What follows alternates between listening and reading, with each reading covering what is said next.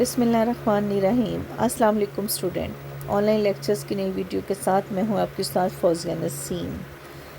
آج ہمارا لیکچر ہے گروپ اے کے لیے 17 نومبر 2020 دن منگل کا۔ آج کا ہمارا عنوان ہے تفہیم، جس کے لیے آپ کو ضرورت پڑے گی نردوان اردو کی۔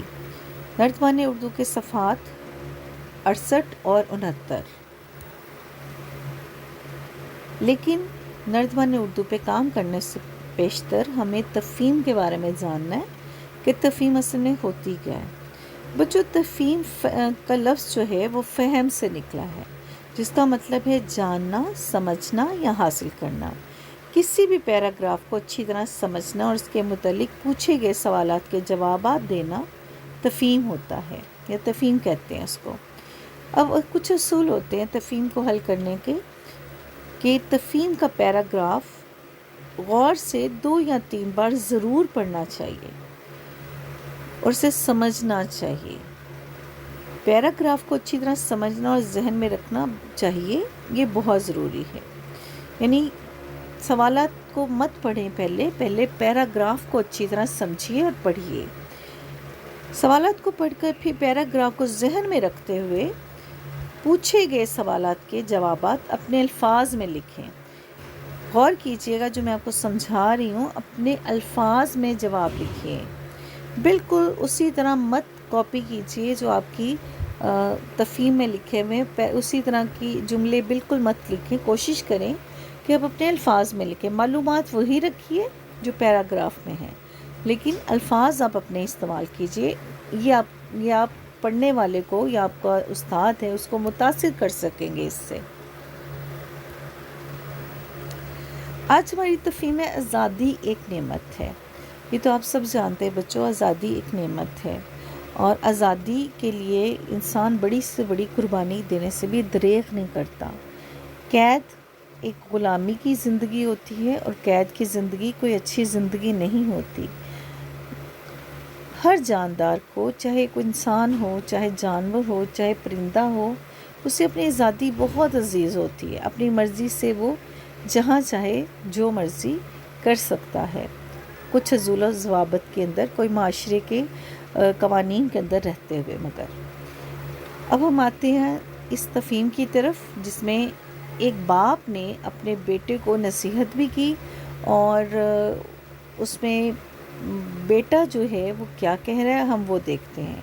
ایک روز کسی جنگل میں ایک نوجوان گھوڑے نے اپنے باپ سے کہا، میں تو جنگل کی زندگی سے تنگ آ گیا۔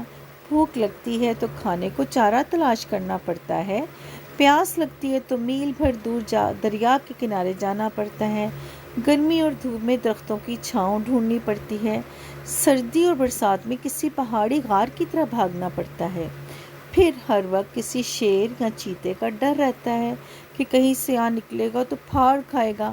میں شہر جانا چاہتا ہوں، وہاں جا کر کسی تانگے یا یکے والے کے پاس آرام سے رہ لوں گا۔ نہ کھانے پینے کی فکر، نہ سردی گرمی کا دکھ، نہ کوئی درندہ حملہ کرے گا، نہ بیماری کا خوف، کیونکہ تانگے والا آپ ہی ہر چیز کا بندوبست کرے گا۔ باپ نے کہا، مجھے تمہاری جوانی پر افسوس ہے۔ مجھ بوڑھے کی طرف دیکھو، تمہاری بتائی ساری تکلیفیں میں نے عمر بھر جھیلی، لیکن کبھی جنگل سے شہر جانے کا ارادہ نہیں کیا، اور تم تو جوانی ہی میں گھبرا گئے۔ احمق، یاد رکھو آزادی بڑی نعمت ہے اور عزت بڑی چیز ہے۔ تانگے کے گھوڑے دن بھر کام کر کے کھاتے ہیں، مارے چابکوں کہ ان کی کھال ادھڑ جاتی ہے، منو بوجھ کھینچتے ہیں، نہ کہیں اپنی مرضی سے آ سکتے ہیں نہ جا سکتے ہیں۔ یہاں جنگل میں نہ ہمیں کوئی مار پیٹ سکتا ہے، نہ کہیں گھومنے پھرنے سے روک سکتا ہے۔ کیا تم پابندیاں اور مار پیٹ چاہتے ہو یا آزادی؟ یاد رکھو، غلامی کی زندگی موت سے بدتر ہے۔ پیراگراف تو آپ نے بغور پڑھ لیا ہوگا، اور 2 سے 3 بار بھی پڑھ لیا ہوگا۔ اب سوالات کی طرف آتے ہیں، جو سوالات آپ سے پوچھے گئے ہیں۔ آپ نے بہت توجہ سے سوالات کے جوابات دینے ہیں، اور بہت آسان سوالات ہیں، مشکل سوال نہیں ہے۔ نوجوان گھوڑا جنگل کی زندگی سے کیوں تنگ آ گیا؟ آپ بتائیے کیوں تنگ آ گیا تھا؟ کیونکہ اس کو لگتا تھا کہ جنگل کی زندگی بہت مشکل ہے۔ نوجوان گھوڑے کو جنگل کی زندگی تھوڑی مشکل لگ رہی تھی۔ اسے لگتا تھا کہ شہر کی زندگی آسان ہے اور جنگل میں اسے اپنی جان کا خطرہ رہتا ہے ہر وقت، اور سردی گرمی کی فکر رہتی ہے، یا اس کو اپنی پانی کی پیاس اور بھوک پیاس کی بھی فکر رہتی، جس سے وہ نجات حاصل کرنا چاہتا تھا۔ گھوڑا شہر جا کر کیا کام کرنا چاہتا تھا؟ گھوڑا شہر جا کے تانگے والے یا کسی یکے والے کے پاس رہنا چاہتا تھا اور آرام کی زندگی بسر کرنا چاہتا تھا۔ گھوڑے کے باپ نے شہر جا کر رہنے کے کیا نقصانات بتائے؟ گھوڑے کے باپ نے شہر جا کے رہنے کے نقصانات یہ بتائے کہ شہر میں تمہیں بہت زیادہ محنت کرنی پڑے گی، بہت کام کرنا پڑے گا، اور اس کے بدلے میں تمہیں مار بھی پڑ سکتی ہے، اور اس کے بدلے میں تھوڑا سا آرام اور غلامی کی زندگی تمہیں بہت زیادہ جو مشکل اور بری بات ہوگی وہ ہے غلامی کی زندگی تمہیں بسر کرنا پڑے گی، جبکہ جنگل کی زندگی میں تمہیں آسانی اور تمہاری آزادی، سب سے زیادہ اہمیت تمہاری آزادی ہے تمہارے پاس۔